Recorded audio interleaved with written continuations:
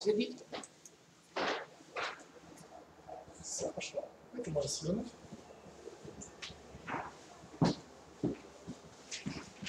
Пошло. Можно сразу вообще свернуть, чтобы он не мешался. Свернуть. Ага. Да? И это тоже. Здравствуйте, уважаемые Это тоже можно свернуть. коллеги, зрители сегодняшнего вебинара. У нас, во-первых, вас приветствует председатель Республиканского методического объединения учителей русского языка и литературы Матвеева Татьяна Петровна. В данном случае я также еще и как методист Института развития образования. К нам пришли гости, может быть, представитесь, пожалуйста. Учитель словесности русской гимназии УРСТК. А зовут вас как? Василий Филимонов. Так, и Учитель формы русского языка, литературы, Александра Габова, 15 лет. Так что не все ушли в отпуск, есть люди, которые работают. И мы сегодня наш вебинар с вами посвящаем важной теме, а именно, чем заполнить учебный план школы. Именно вот что могут предложить филологи для того, чтобы вот часть, формируемая участниками образовательных отношений, чем можно заполнить. Потому что я знаю, что во многих школах это является проблемой. Курс литературы Республики Коми, он уже существует не менее 10 лет. Если погуглить, то в Республике Коми почти в каждой образовательной организации уже существуют рабочие программы, которые они вели в течение многих лет. Но в этом году у нас проведен был опрос по Республике Коми, и выяснились вот эти вот предпочтения как обучающихся, так и родителей. И оказалось, что литература Республики Коми востребована, и поэтому мы решили, что нужно ее предложить уже на уровне республики в целом, но немножко, может быть, дать какие-то рекомендации по ее реализации. И представляем вам проект примерной рабочей программы учебного курса для общеобразовательных организаций 5-9 классов. Значит, я уже упомянула, что в федеральных государственных образовательных стандартах в разделе 3, пункт 15, сказано о том, что вот в этой части образовательной программы предусматриваются учебные курсы, обеспечивающие различные интересы обучающихся, в том числе этнокультурные. Поэтому мы сегодня будем говорить именно об этом курсе. На прошлом вебинаре мы с вами говорили о предметной области родной язык, родная литература. Сегодня мы говорим об этнокультурном учебном курсе. Вы также, вероятно, знаете о том, что у нас утверждена концепция развития этнокультурного образования в Республике Коми на 16-20 годы, где сказано, что подобные курсы будут способствовать как сохранению и развитию коми языка и культуры, так и консолидации народов республики на основе диалога культур. В Республике Коми реализуются разные учебные курсы, и у нас очень широкий спектр таких курсов. Вот некоторые из них я уже написала. Это коми-язык как неродной, история и культура Коми-края, и вот литература Республики Коми, о которой мы будем сегодня говорить. Примерная рабочая программа учебного курса содержит пояснительную записку, планируемые результаты освоения курса, содержание учебного курса, примерное тематическое планирование на каждый год обучения. Также мы сочли уместным вставить главу контроля образовательных результатов, а также учебно-методическое обеспечение курса и список интернет-ресурсов. Цели и задачи курса указаны в пояснительной записке. Но целью, конечно, является прежде всего обогащение культурной картины мира через постижение особенностей коми-литературы и развитие общей культуры личности, толерантной к этнокультурному разнообразию. Задачи курса мы связали с читательской деятельностью и с эстетической функцией литературы. Мы долго думали, что курс, он ведь может быть у вас различного объема учебного времени. Поэтому постараюсь, чтобы задачи курса были минимальными. Вот исходя из 1 часа в неделю. Ну и опять же, он не обязательно может быть 5-летним. Хотя наша программа представлена на 5 лет, но это не значит, что все 5 лет вы ее и будете реализовывать. Поэтому мы исходили вот из принципа минимума. Итак, первая задача, конечно, мы поставили формирование представлений о литературе Республики Коми как о культурном феномене. Далее, осмысление литературы как особой формы освоения культурной традиции, ну, формирование эстетического курса, формирование национальной культуры личности. И добавили совершенствование видов речевой деятельности, прежде всего 3 видов. Это чтение, слушание и говорение. Я хочу на этом немножко остановить внимание, хотя затем разъясню. Здесь нет письма, потому что в рамках 1 часа мы думаем, что здесь задачи будут недостижимы. И вторая еще задача мы добавили – формирование и развитие навыков информационной переработки текстов. Вы знаете, что у нас любой курс из части формируем образовательных отношений, неурочная деятельность, все они нацелены на выполнение планируемых результатов основной общеобразовательной программы. И поэтому все 3 вида результатов, далее вы посмотрите, их тоже мы отобрали, значит, но тоже исходя из принципа минимума, поскольку, повторяю, мы связаны объемом учебного времени. Вместо учебного курса мы написали, что образовательная организация самостоятельно определяет объем учебного времени. Но вот данный проект, примерной рабочей программы, он рассчитан на 5-летний срок обучения. Вы видите содержание курса.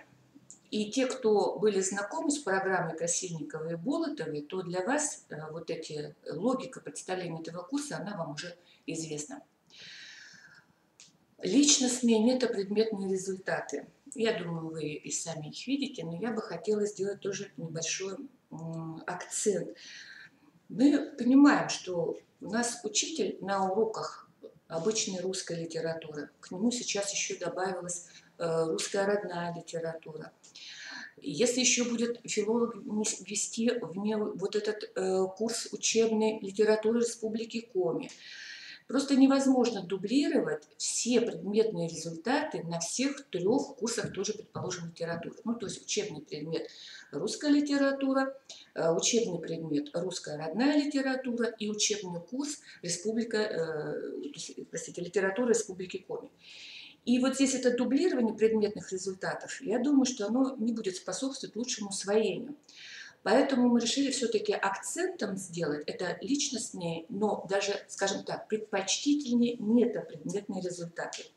Дело в том, что мы находимся сейчас с вами в ситуации пока еще только внедрения новых федеральных стандартов 2-го поколения.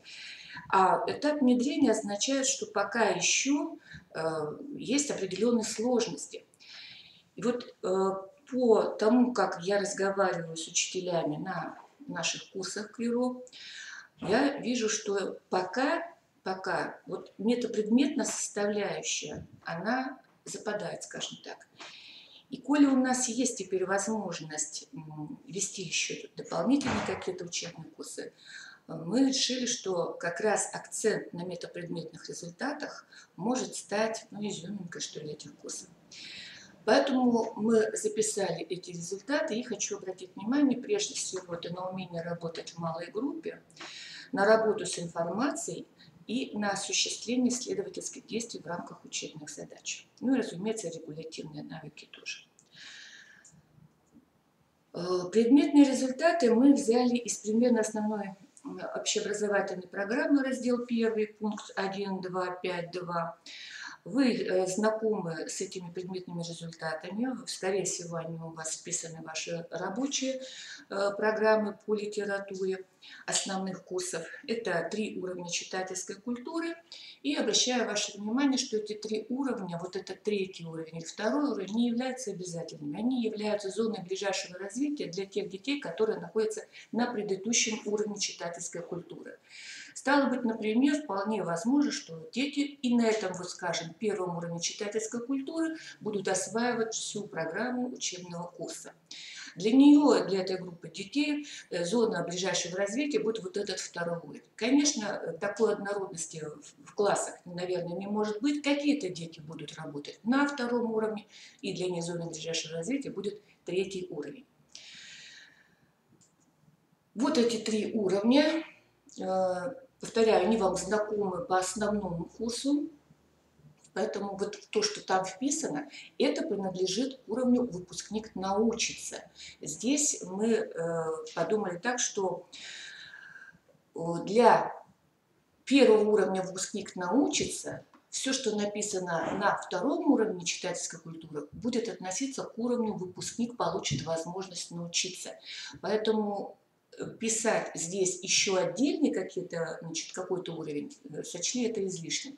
Ну, а для детей, которые на втором уровне находятся, для них зона ближайшего развития и уровнем выпускник получит возможность научиться будет являться третий уровень читательской культуры. Содержание. Вот здесь перед вами страничка начала первого года обучения, литература и фольклор. Так как она выглядит на данный пока момент, значит, на что хочу обратить внимание, что у нас с вами будет следующие две вещи, на которые вы будете опираться в своей работе. Это на раздел программы и на раздел хрестоматии. Я хочу вас обрадовать с тем, что в этом году, к сентябрю месяцу, издательство «Анбу» выпустит линию учебников, которая так и называется «Литература Республики Коми» для 5, 6, 7 классов. Для 8, 9 классов это будет в этом же учебном году, но позже. Значит, вот эта программа, она вам действительно уже знакома. Я уже упоминала программу Болотовой и Красильниковой. Но единственное, что здесь в чем особенность. В раздел программы мы включили, значит, литературные термины, которые можно пройти при изучении, скажем, данного раздела, если учителю это будет важным, и он считает, что нужно развить, как скажем, понятия эти, углубить представление, если он захочет. Сочли нужным ставить такой пункт, как лексика, лексические единицы, которые можно на содержании этой программы отработать, значит, на диалогах, монологах, в работе со словарем. И предложили примерные, разумеется, темы проектов, которые можно детям предложить. Раздел хрестоматии, любой раздел хрестоматии, содержит прежде всего различные статьи. И они тоже должны послужить способом, вернее, средством для формирования предметных и метапредметных результатов. Это статьи историко-культурного, справочно-информационного и биографического характера. В хрестоматии есть тексты произведений, портреты авторов. Каждому разделу, каждому произведению представлены вопросы и задания. Кроме того, есть творческая лаборатория, то есть представлены возможные задания для творчества. Но, повторяю, это, скажем так, это максимальное, но даже то, что предлагается хрестоматии и программы, но творчество учителей, то есть это понятно, что оно не ограничено. Значит, вот пример статьи, когда в разделе говорится о лирике Владимира Тимина, вот, например, статья об Эдварде Григе, то есть стихотворение Владимира Тимина и небольшая статья. То есть она, во-первых, дает какие-то основные ознакомительные вещи с этим композитором, и сама статья служит по себе материалом для того, чтобы здесь работать значит, по переработке текста, информационной переработке текста.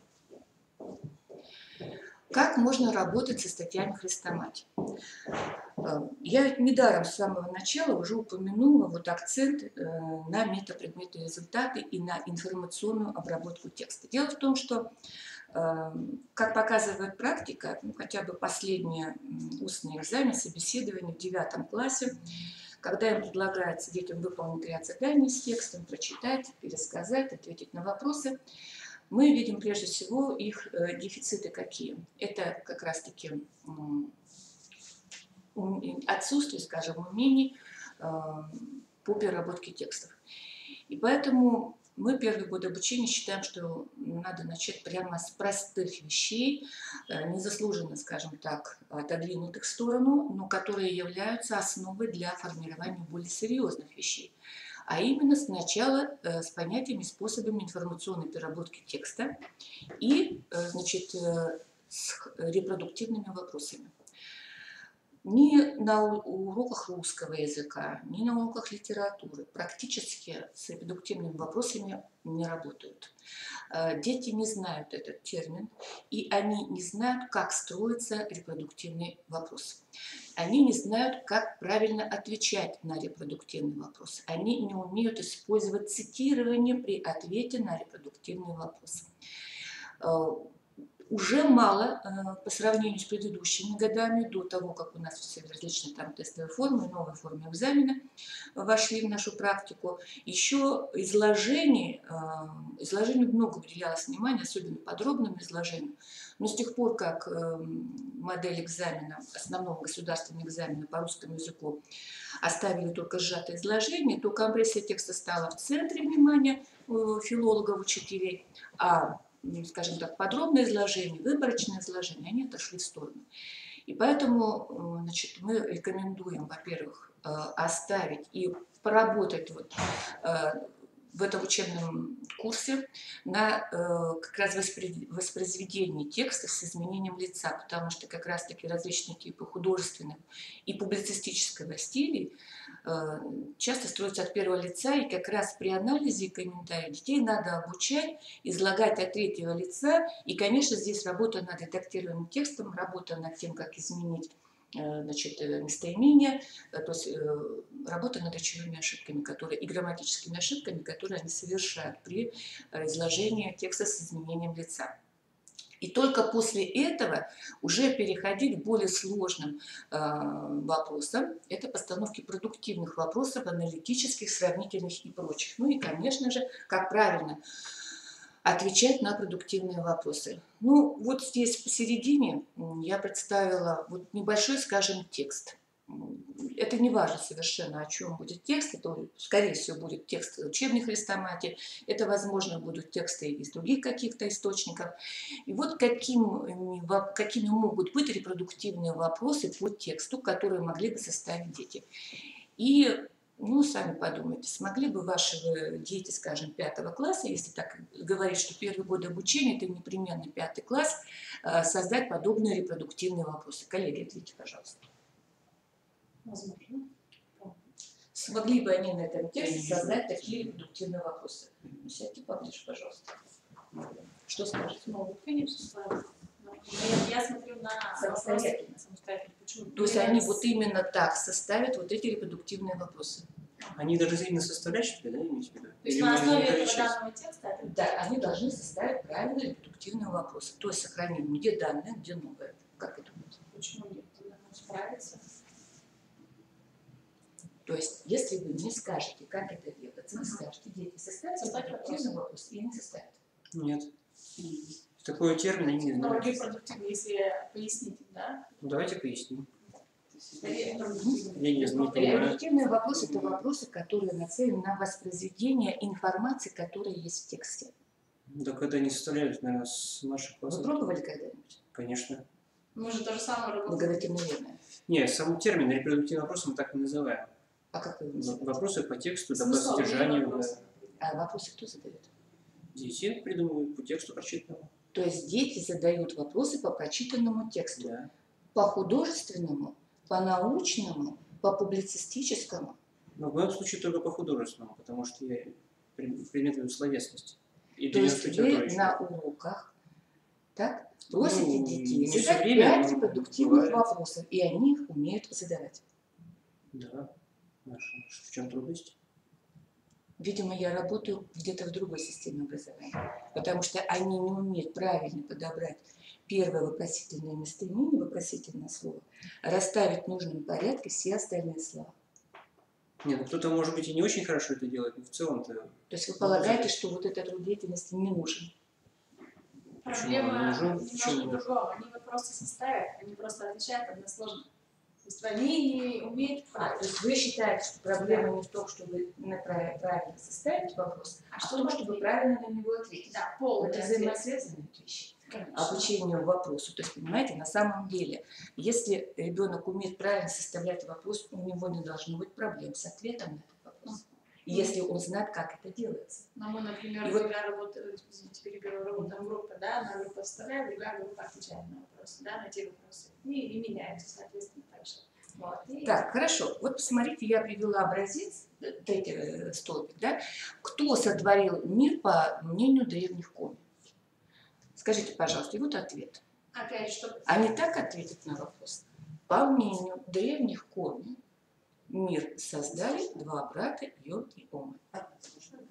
Они скажут, Йен и Ом. ответить сложно. Они скажут Йен и Ом, например. Да. Два брата. То есть это Йен и Ом. будут сложные ответы. Вот. Да. Я Хотя не мы очень не говорю, отвечаем, они да, отвечают что- односложно, пропуская рядышки. Да. И получается так, что, например, если это будет письменная работа, да, то они так и отвечают. У нас от этого письменные тексты не связаны. Мгм. Понимаете? Ну, это тестовый принцип, все понятно. Можно- Как раз таки не тестовый принцип. Здесь развитие речи, то есть надо отвечать полно на Нет, я вопрос. говорю, у них не получается, потому что само сознание и, видимо, вопрошающих и отвечающих, оно тестовое. Выберите правильный ответ. Зачем полным ответом, когда просто буковку Тебе ввел? можно ответить одним И словом. то же самое здесь. Возможно, у них Йен, такая Ом. аналогия возникает, но мы говорим сейчас не о тестах. То есть вопросы они создают сами, и, значит, те, кто не умеет все-таки задавать вопросы, они сами их создают, а можно затем они задать сами вопрос на него по отвечают. Пожалуйста. этому по следующему вопросу, да? У них перед глазами должен быть текст, да? То есть на основе этого текста они отвечают на эти вопросы. Да? Еще, вот этот текст, вернее, эта информация содержится в учебнике 4 классе, да, про Генома. Да, мы по-мински мы в 4 классе учим вот это именно вот там два отрывка, да, вот это мы уже проходим. Сейчас в 5 классе, получается, будет дубляж. Нет, вы понимаете, вот вы определяете, какие умения есть у ваших детей, с тем, чтобы не повторять, не дублировать. Зачем? Если вы провели, предположим, да, какую-то работу, которую, предположим, вы дали работу составить, дали текст незнакомый, составьте репродуктивный вопрос. Ответьте правильно на эти репродуктивные вопросы. Они у вас справились с этой работой. Зачем вам все это сделать? Вы идите дальше. Понимаете? Но прежде чем решать, вы сначала посмотрите, действительно ли так, действительно ли все дети этим владеют. Таким образом, значит, вот здесь по русскому языку мы бы работали с данным и новым, да, что вперед выносится в вопросе, что вперед выносится в ответе. То есть информация известная, она сначала предложения, информация новая в конце предложения. Вот в чем правильность ответа на репродуктивный Понятно, вопрос. теорема.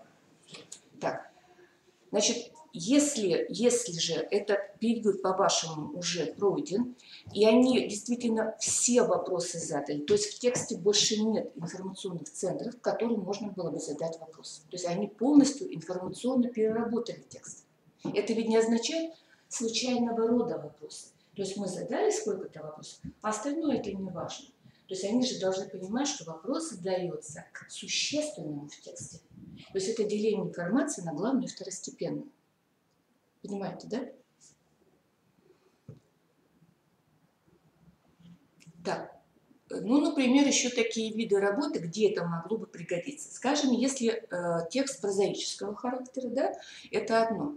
Но как это можно было бы использовать при анализе лирического произведения? Как вы понимаете, что здесь как раз у нас проблема, хотя бы потому, когда мы читаем олимпиадные работы детей.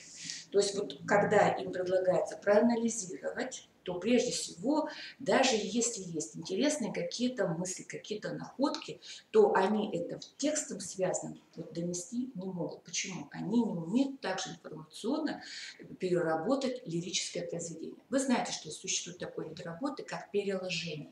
Прозаическое переложение, значит, лирического произведения. Угу. Вот я взяла стихотворение Альберта Вамиева «Скворечник».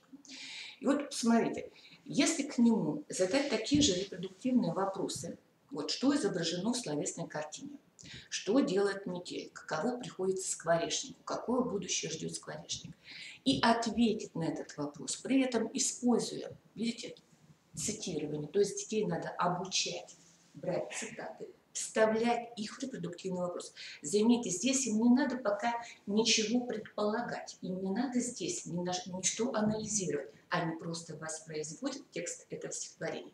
А теперь, предположим, убрать эти вопросы и создать уже только текст ребенка. Видите, я оставила, значит, пример словесной картины, изображенной автором, нарисованной зимой. И вот здесь, вот если он, учащийся первого года обучения, да, вот сумеет переложить лирическое произведение вот такой прозой с использованием цитат, это уже может, а потом сопроводит уже, да, скажет, какова была тема, да, какие он чувства испытал, когда он читал это стихотворение. Возможно, даст какую-то оценку эмоциональную, да, то это можно сказать, что мы уже вступили в путь, значит, начала работы над анализом лирического произведения. С этого ведь, собственно, начинается анализ. А не сразу, что вот здесь тема, вот такая проблема, вот такой лирический герой. Нет, сначала надо все-таки обрисовать тот образ, те образы, или один образ, или несколько образов, которые рисуют авторы. И как раз работа с репродуктивным вопросом, ведь поймите, что вот она, например, где нам необходима. Вот как ни странно, но она нам необходима в ЕГЭ, значит, во второй части, когда им нужно комментировать, и вот когда они должны как раз ссылаться на текст, и как раз-таки во второй части комментарий, да, вот это умение как раз необходимо. И вот дети испытывают, десятиклассники испытывают проблемы с тем, как комментировать, как находить нужные, необходимые, существенные цитаты. Вот эта как раз вещь, она родом из того, что это было не отработано в основной школе. Вот такого рода, например, работы можно проводить на стихотворениях. То есть это тоже информационная обработка текста. Ну и если, предположим, давайте я вернусь еще раз, что если вы считаете, что вот они знакомы с характером репродуктивного вопроса, умеют их ставить, умеют отвечать устно и письменно, умеют также излагать текст, потому что воспроизведение репродукции – это, собственно, изложение, да? Я сейчас не говорю только о лирике, да? Умеют излагать с изменением лица, да? То можно перейти к дальнейшим видам работы. Но пока я говорю, что я вижу, что именно у старшеклассников не отработаны вот эти простейшие умения.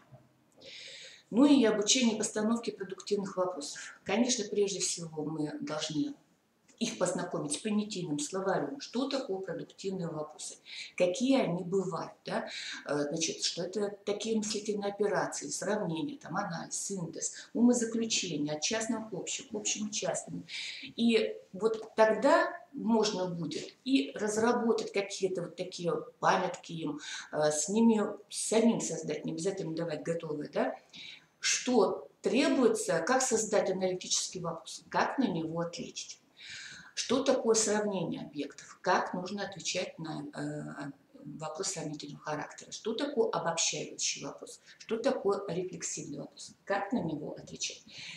Знаете, даже вот те вопросы, которые в хрестоматии уже предлагаются авторами, да, ведь эти вопросы не обязательно на них сразу отвечать. Сначала можно посмотреть, а что это за вопросы? Какой они носят характер? Обобщающий, рефлексивный, аналитический, сравнительный. А как нужно отвечать на такой вопрос? И вот понимаете, то есть не сразу отвечать как-то, а сначала научить, что ждет, ну скажем, учитель, да, или ждет собеседник при ответе на такой вопрос, как нужно дать ответ, а уже потом только на него отвечать. И поэтому вот такие памятки, ну понятно, уровня 5 или 6 класса, вот эти вещи, вспомогательные слова, можно там не обязательно абзацный зачин, хотя почему и нет. Вот. И то, что все ответы на продуктивные вопросы, это обязательно будут рассуждения. Потому что тип речи и рассуждений в 5 классе он еще не изучается. Там в основном повествование, описание, а рассуждения только упоминаются иногда, и даже не все стили значит, рассматриваются. Да? Вот. Но здесь уже можно начинать работать самим. Вот. Пусть не в курсе основного значит, курса, да, русского языка и литературы, но здесь почему бы не помочь, да, вот этому курсу. Это поможет остальным. Поэтому вот эти вот значит, вводные слова, они не знают, что такое вводные слова, но пусть они уже начинают их употреблять. И если они даже хотя бы скажут, что эти слова всегда нужно с двух сторон запятыми обособлять, то почему бы нет? Они потом узнают, что это вводные слова, да? но хотя бы пусть уже узнают сейчас, что их нужно вставлять, и они должны обосабливаться запятыми. Да? Вот так вот, просто как правило. Да? И поэтому, значит, как строится абзац, да, из чего он состоит, какие бывают типы рассуждений, какие слова можно ставить, ну, вот здесь это будет важно. Итак, значит, продуктивные вопросы бывают разные. Вот я здесь даю 1, 2, 3, 4, как минимум вопроса. И поэтому вы понимаете, что к тексту любому, да, лирическому или произведению, прозаическому произведению, можно задавать различные виды вопросов. И, конечно, у нас учителя любят вопросы задавать сами. Здесь же я считаю, что дети должны научиться вопросы задавать сами. У них должна возникнуть ситуация, когда у них возникнут вопросы. Если все время вопросы идут от учителя, это плохо. Вопросы должны идти от ученика. И поэтому бывает так, что все прочитали, на репродуктивном уровне информационно обработали, кто, где, что, проверили тестами знания фактологии, а вопросов у детей нет. И вот когда нет таких вопросов, это, коллеги, плохо. Это значит, что на самом деле это произведение детей не заинтересовало. У них должен родиться этот вопрос. Я просто вот люблю приводить пример, может быть, уже надоело, пример по песне о Курце Калашникове. Когда мы с детьми все обсудили, но я имею в виду репродуктивно, значит, историческая канва произведения, там много чего. И я все сказала, говорю, дети, я жду от вас одного хотя бы вопроса, который у вас возник по прочтению этого произведения. И кто ему вот вам даст этот вопрос, я поставлю 5 сразу же. Я ждала весь урок. Мы имеется в виду занимались другими делами, а вопроса нет. Я говорю, вы помните, время истекает, у кого есть вопросы. И в конечном итоге все-таки один человек сказал, а я таки не понял, а за что он его убил, этого прищица? А что он такого сделал, чтобы убивать? Ну, слава Господи.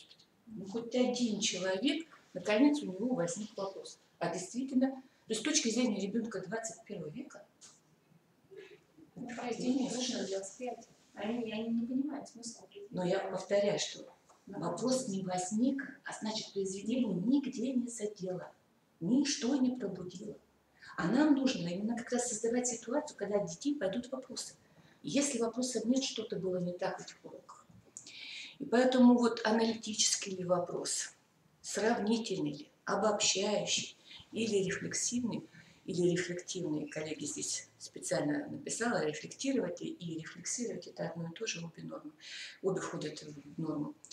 Но у детей должны возникать вопросы. Поэтому мы должны на уроках строить ситуацию, чтобы у детей вопросы возникали. А не просто так, знаете, вот есть произведение, прочитали, учитель задал вопросы, ребенок ответил на вопросы. То есть вот в этом смысле мы и говорим о метапредметных результатах, об информационной переработке текста, о смысловом чтении, чтобы у детей порождались эти продуктивные вопросы. Контроль образовательных результатов. Вы знаете, что по закону Российской Федерации об образовании у нас значит, не только программы внеурочной деятельности, но и, разумеется, учебные курсы, они должны сопровождаться проведением промежуточной аттестации. Конечно, для нас, как и для любого разработчика, была такая проблема. Если исходить из 1 часа в неделю, то получается так, что 35 часов минимально, да, за год. И по четвертям делить это будет совершенно неуместно. То есть за это количество часов четверти невозможно, значит, и решить задачи, достичь каких-то результатов, так, и при этом еще и контролировать этот процесс. Поэтому мы все-таки рекомендуем делать полугодие. То есть вы в своем школьном локальном акте пишете, что для данного учебного курса учебным периодом является полугодие. Если вы это впишете, то нормально. И тогда у вас получится 2 полугодия по 17 и 18 часов. И вы знаете, что во втором полугодии должна быть промежуточная аттестация. И, конечно, здесь опять же возникает сложность, как можно без письменных работ. А я уже вам говорила, что мы настаиваем на том, чтобы этот курс был исключительно устным, для развития устной связной речи. То есть метапредметные результаты на устном формате. Да? То есть они могут, конечно, озвучивать эти вопросы, могут записать, но вы не проверяете письменные работы. Они просто их озвучивают в течение урока, и вы их оцениваете. если вы вообще будете там что-либо оценивать. Далее. По приказу школы у вас один день во втором полугодии, в апреле, в мае, будет выделен на промежуточную аттестацию.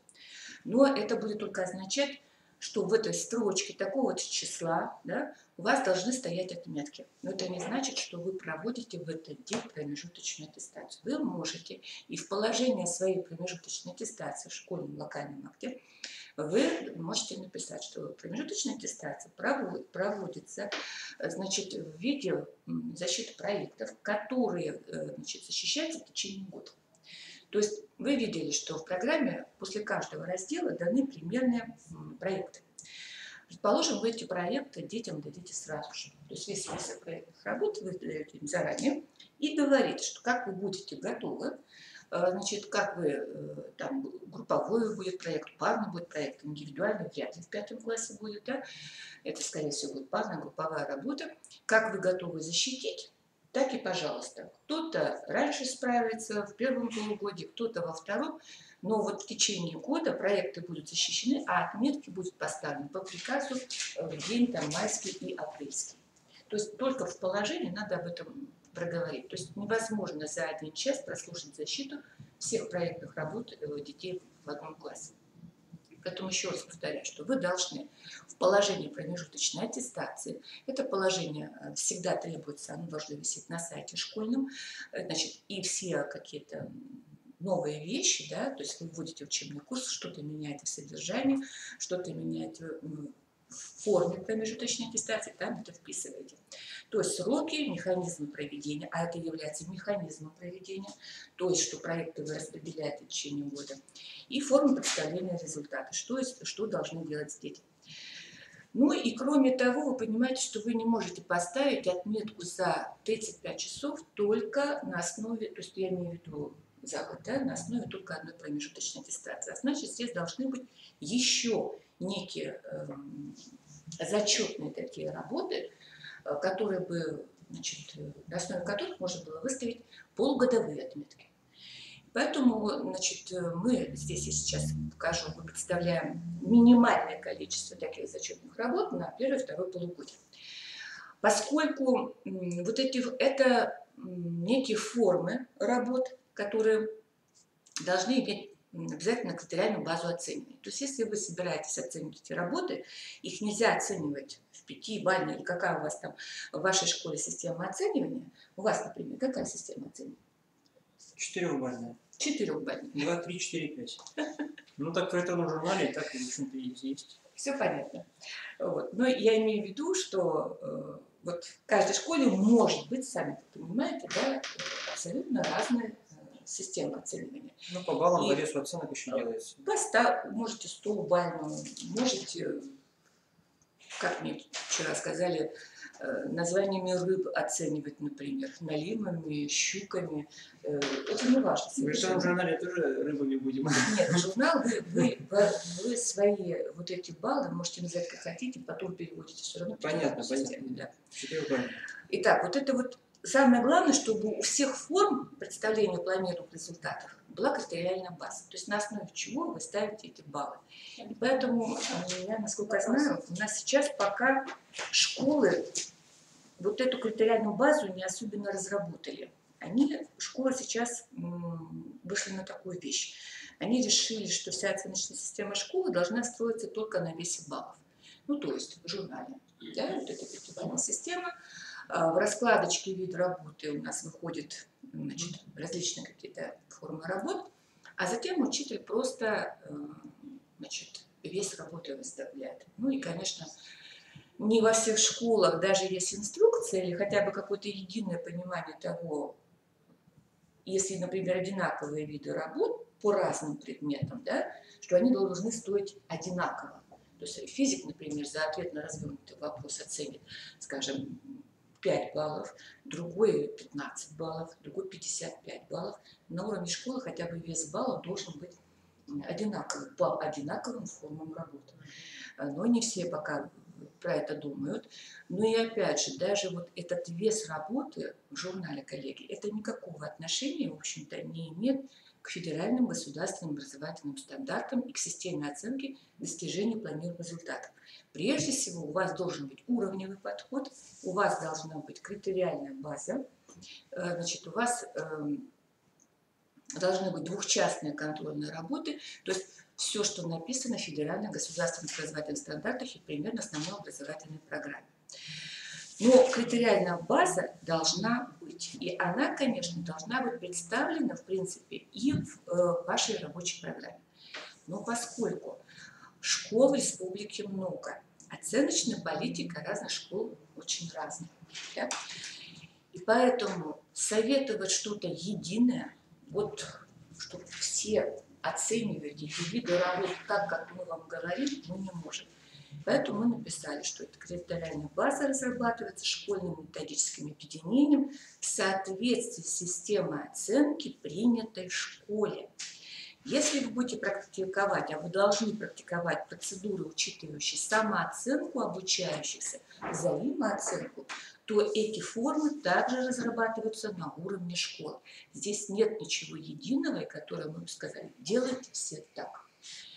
Поэтому мы предлагаем, опять же, сходя из 1 часа в неделю на вот эти полугодия, мы представляем минимальное количество таких работ. К примеру, первые годы обучения.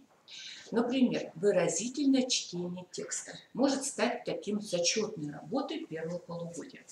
Вы понимаете, что выразительное чтение текста и чтение текста – это не одно и то же. Это значит, что детей надо сначала обучить выразительному чтению, то есть интонации, да? Когда они должны видеть, когда заканчивается предложение. Да? То есть они должны уметь выразительно читать тексты разных типов и разных стилей речи. Предположим, литература республики Коми – художественная литература, так? Но опять же она прозаическая, лирическая форма. Да? Значит, у них уже разница будет. Далее у нас есть статьи в хрестоматии. Это другого рода литература, то есть научно-учебная или научно-популярная, и даже, возможно, публицистический стиль. И здесь тоже надо уметь читать подобные тексты. Значит, выразительное чтение текста у детей будет разное. Одному прочитать лирическое произведение, другому прозаический фрагмент, третьему фрагмент статьи. Да? И поэтому этому тоже надо обучать. И уже потом только выводить как на зачет. Разумеется, фрагмент, объем этого произведения будет увеличиваться из года в год. С 5 класса вы сами решите, какого объема должен быть текст. Сколько слов. Понимаете, да? Или предложений. Вот чем вы там будете считать. Предложению рознь обычно считают в словах.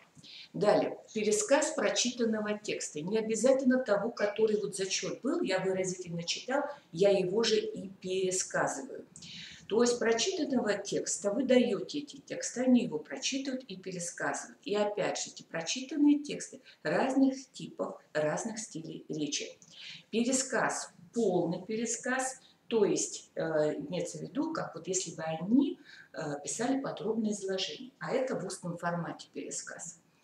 Далее, постановка репродуктивных вопросов к тексту. Если вы считаете, что ваши дети справились, то, пожалуйста, вынесите на зачет.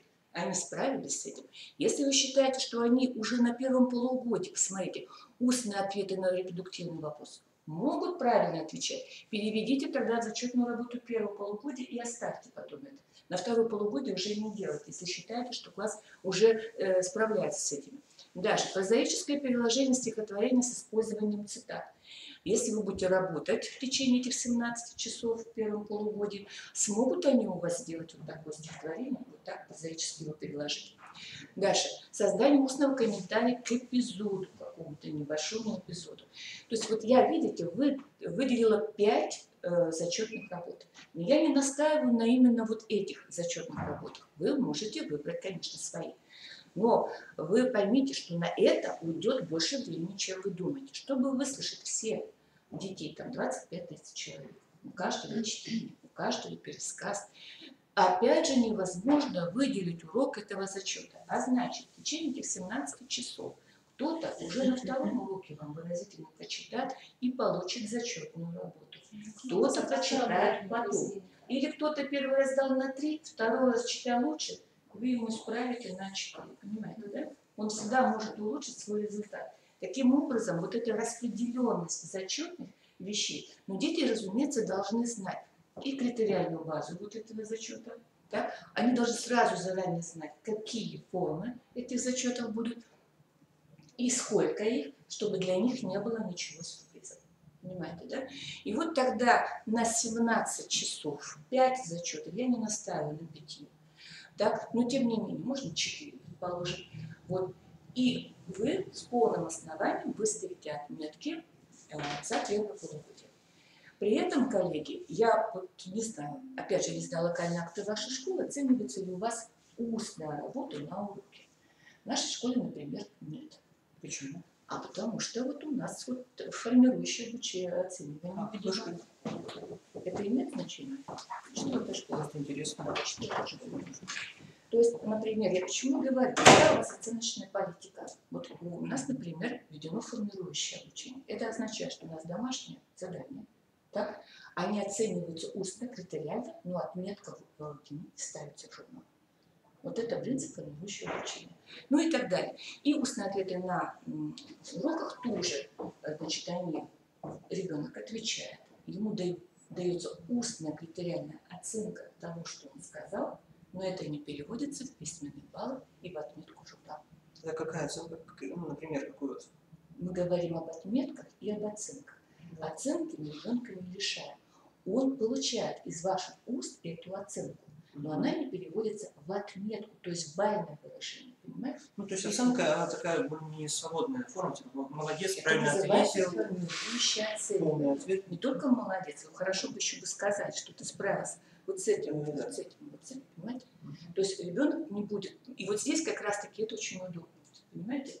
То есть когда дети будут знать, мне нужно сдать 5 зачетов, на всех уроках я буду говорить, я буду читать, я буду делать эти виды деятельности, но отметки я не получу, но я получу оценки своей деятельности, да, за активность, за правильность, да? То есть вот так вот. Но повторяю, у вас оценочная политика, ваша образовательная организация уже определена. На вашем педсовете она уже, скорее всего, утверждена, зафиксирована в главе системы оценки достижения планирования результатов, поэтому навязывать вам ничего я не могу. Ну и также на, скажем, второе полугодие. И опять же, зачетные работы второго полугодия, они могут повторяться, скажем, предположим, если вы считаете, что выразительное чтение всегда должно присутствовать на уроках. Понимаете? И всегда должно быть предметом контроля. Пожалуйста. Если же вы в первом полугодии в 5 классе по читанию, а больше никогда не читали, они у нас приходят к 9 классу, они не умеют читать. Понимаете, да? И поэтому да, те же самые пересказы. Видите, есть пересказ прочитанного текста, есть пересказ прослушанного текста. Это разные формы пересказа, разные сложности и трудности возникают при таком пересказе. Дальше пересказы третьего лица, пересказ от лица героя. Вот пересказ от лица этого героя, пересказ от лица другого героя. Это уже создает определенные трудности и обучает детей другому взгляду на текст. Поэтому повторяю, что вы можете в первом и втором полугодии даже практически одинаково делать зачеты. Но тексты будут разные, сложность будет разная, и поэтому это вам должно помочь оценить, чего вы добились значит, в этом году обучения. Конечно, вы скажете, а где же здесь литература Республики Коми? Содержательно она становится предметом, да, на котором все это нарабатывается. Пожалуйста. У нас в итоге за год ребенок получает не оценку, а зачетный зачет. Как нам быть? Нет, у вас не может быть зачетный зачет. У нас нет такой отметки зачетный зачет. Ваш журнал не позволит вам Дифференцированный зачет. Зачет с оценкой. Есть такое понятие дифференцированный зачет. Повторяю, вы в журнале слово зачет, кстати, не Конечно, конечно. Далее, коллеги, вы не сможете вписать слово зачет в аттестат зрелости за 9 класс. А вы должны будете поставить. И вы что туда хотите написать слово зачет? Ну, нам было сказано. Нам было сказано. Это безличное предложение. Кто сказал? Мы на уровне образовательной организации было принято решение, что предмет это Нет, дело в том, коллеги, что учебный курс, все, что входит в учебный план, а у вас это в учебном плане, это не неурочная деятельность, оно должно быть оценено. У вас бальная система, значит, вы должны поставить аттестат зрелости. То есть в любом случае за год у ребенка должна стоять. У вас должна быть и промежуточная аттестация, и контрольные работы, и полугодовые отметки, и годовые отметки. И потом, когда у вас там истечет, да, время, да, вы в аттестате должны будете поставить. Как вы там условия зачета? У вас оценки не студентов. Понятно, Да, зачетная и работа. для это- начинающих. Да. И промежуточная аттестация у вас тоже должна быть, вот, критериальная база защиты проекта. Будете ли вы оценивать презентацию, а вы, наверное, должны оценить, потому что без презентации, наверное, тут нельзя. Хотя можно и без презентации, не обязательно форма определения результата проекта должна быть только через значит, презентацию. Значит, у вас должна быть вот, ваша критериальная база оценки проекта переведена затем все равно в школьную отметку по пятибалльной системе, которая принята в вашей школе. Понимаете? Итак, значит, 35 часов, столько-то зачетов. У вас за полугодие, предположим, будет стоять 5 рядов отметок. Понимаете, да? Кто-то раньше сдаст, кто-то позже. Понимаете? Но в конце года каждый ребенок должен сдать все зачеты. И на основании этих зачетов выставлять полугодовую отметку, затем годовую отметку, затем промежуточную аттестацию вставляете, а затем на основе 2 полугодовых промежуточных аттестаций выставляете годовую отметку. То есть четвертных оценок можно не, ну, если прописать, то можно не ставить четвертные, так получается. Вы в положении описываете, что учебный период это учебный курс является полугодием. Тогда четвертных не будет. Ну, не знаю, бывают курсы, которые 1 час в неделю все равно ставят четвертные рейтинги. Я повторяю, что бывают такие учебные курсы, но вы можете здесь, да, сделать так. В этом смысле ваша школа войны. Главное, чтобы у вас все это было прописано. Так, и, конечно, желательно, чтобы у вас вот не то, чтобы вы вот то этим займусь, то этим займусь. Ну, должна быть какой-то перспективный план тех вещей, которыми вы будете заниматься, те, которые вы будете выводить на контроль. И вот я тут, я не знаю, вот вам понятно или нет, вот если пятилетняя, да, вот, предположим, на первый год и второй год, то постановка репродуктивных вопросов, да, обучение устному ответу. Вот выразительное чтение на все 5 лет.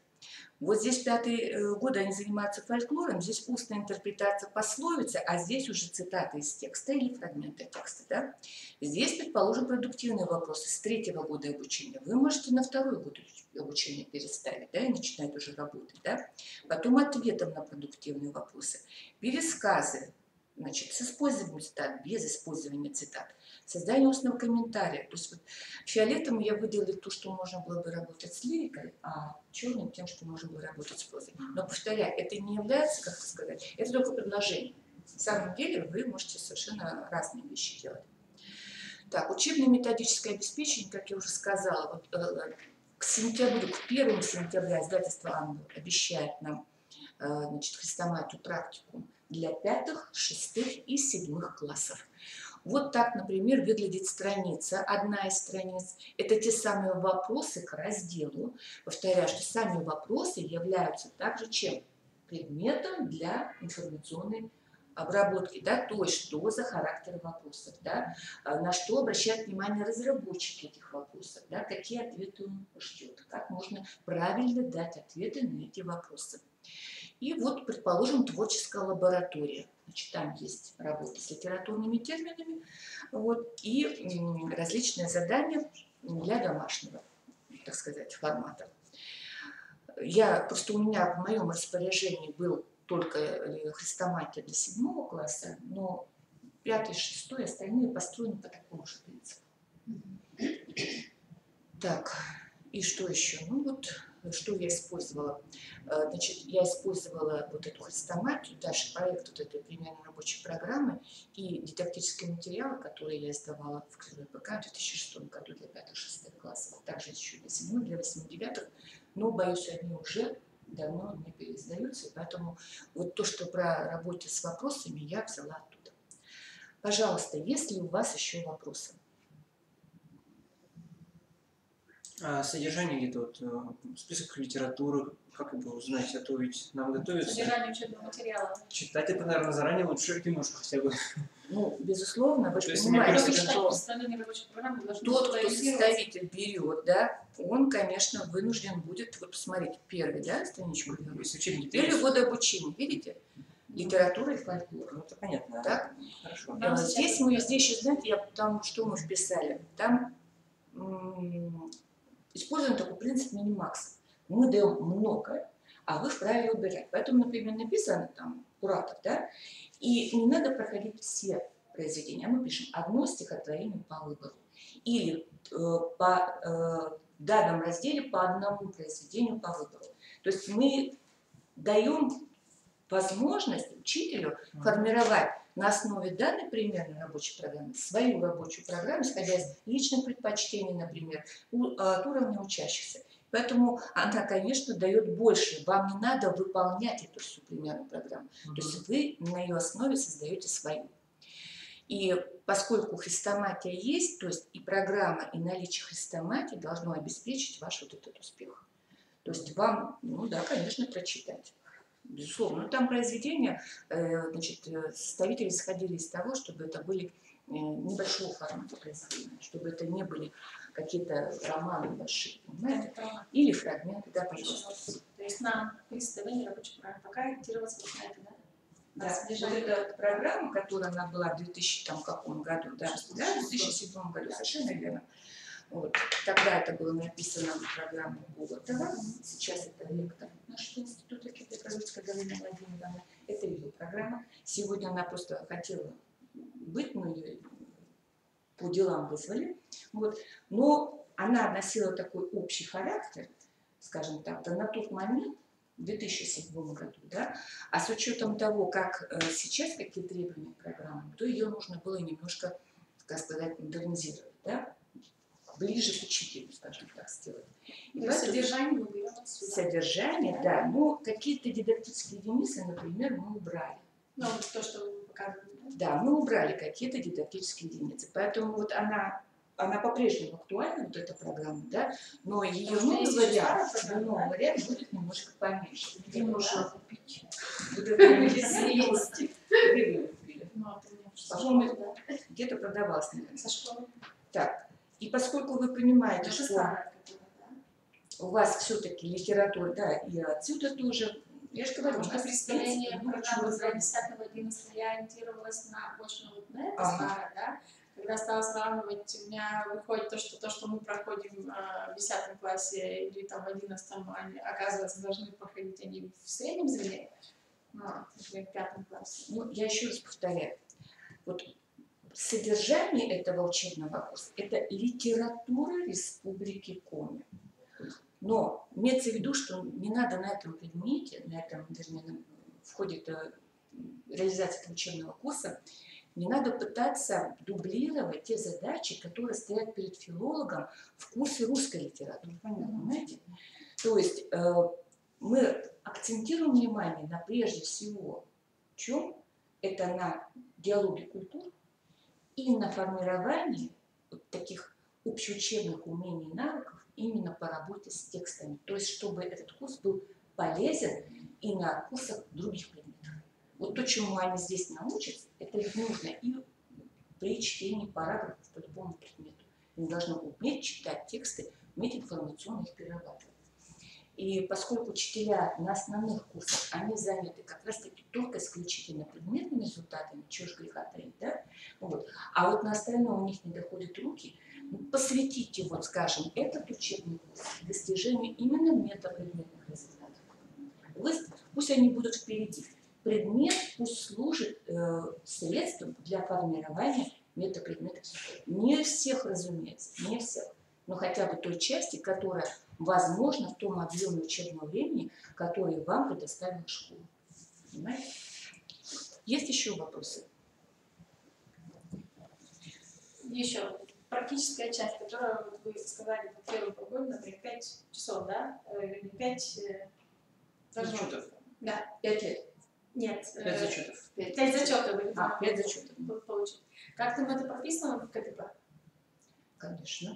То Вообще, есть, например, Иван Куратов, да, тем, вы прописываете. Видите, я же вот вам написала, что мы рекомендуем так, держите. дальше.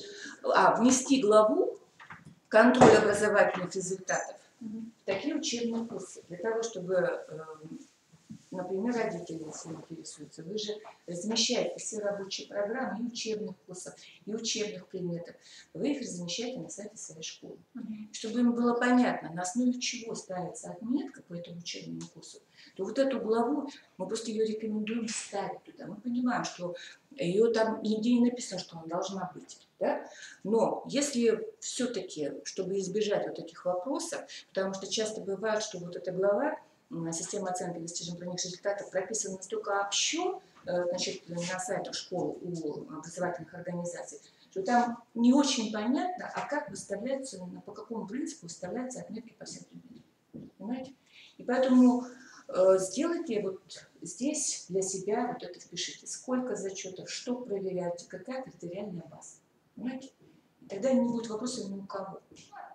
Ну и в положении про промежуточную ситуацию не забудьте про них. То есть это отдельно области выразительной, стихотворения, например, да? Вот, отдельной темой вынести. Вот посмотрите. Вообще у нас коллеги сейчас рекомендуются деятельностным способом формулировать значит, темы. Поэтому вы в журнале прописываете, например, лирика Владимира Тимина, точка, обучение прозаическому переложению лирического произведения. То есть содержание – это лирика Владимира Тимина, а деятельность составляющая – это обучающего характера. Чему быть обучать? То есть когда родитель, скажем, да, скажет, а чему ты обучался на этом уроке, или за что был зачет, мы обучались, а потом был зачет. Да, да. И это будет и вам хорошо, и учащимся понятно, чем они будут заниматься, и родителям будет понятно. А то бывает так, лирика такая-то, лирика такая. Что вы делали? Чему вы обучались? Вот это ниоткуда не узнать. Понимаете? За что ты получила отметку, если все-таки говоришь, что ты отметки не поставить? За лирику Тимина поставлена отметка? Нет. Может быть, он лирику Тимина и прочитал, но не научился каким-то вещам. Дело в том, что в электронном журнале вот из той раскладки, да, а на самом деле ее лучше не использовать. Я просто напоминаю вам о том, что в электронном журнале, когда темы уроков, у вас там 3 столбика. Первый столбик – это все, что вы написали, заложили в экселевском варианте в КТП. Во втором столбике вы пишете домашнее задание. А вот третий столбик – это за что выставлена отметка. То есть, если дети получали отметку на уроке, то вы прописываете тот вид деятельности, который оценивался на данном уроке. Поэтому, предположим, в теме написано лирика Тимина, домашнее задание там почитать то-то, сделать то-то, а в третьем столбике написано обучение постановке репродуктивных вопросов и стоит у ребенка отметка. И понятно, что он получил отметку за репродуктивные вопросы. Угу. Поэтому вот та раскладочка, она не может вместить все виды каких-то учебных работ, которые можно. Поэтому, знаете, там будет оно расти, и все равно не найдете то, что вам нужно. Так, еще какие вопросы есть?